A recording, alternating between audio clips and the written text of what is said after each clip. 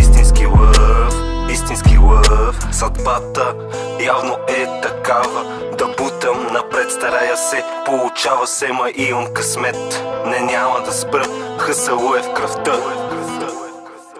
Не, няма да спра, хъсъл е в кръвта. Истински си остан, не се променям за нищо на света. Помня, бяхме луди и хлапета, натискахме, знаехме за схемата с пакета. Майко, моля те, прости ми, че станах такъв.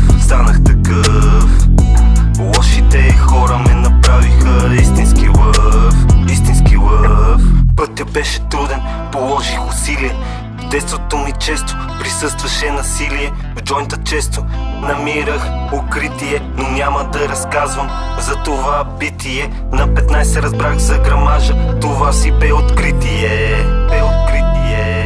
Пред буря, бате, тежко затишие. Дните не минаваха в пълно безгрижие. Знаеш как е тук, братле, беше тежко в гетото на това момче.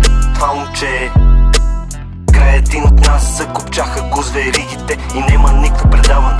Пускаме напред и никакво отказване, защото ние сме бъдещето, което ще наказваме. Схемите често ги подбирах и завъртях, не се хваля. Гледахме от големите и не ме е страх, но исках да избягам от проблемите си сам.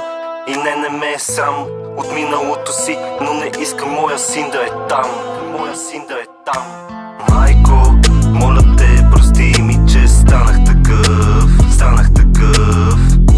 Лошите хора ме направиха истински лъв, истински лъв.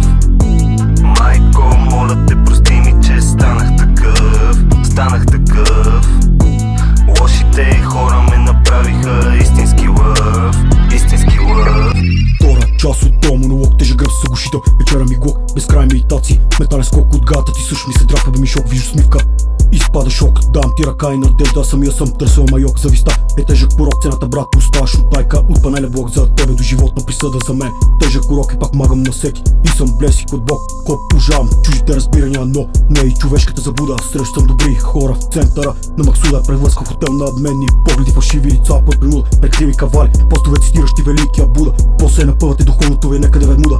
За слава и чуждо добре брат све. Кара се очуда е сай, подкарвам на та поста и ще ви подлуда. Защото всичките живеете в шива на заблуда.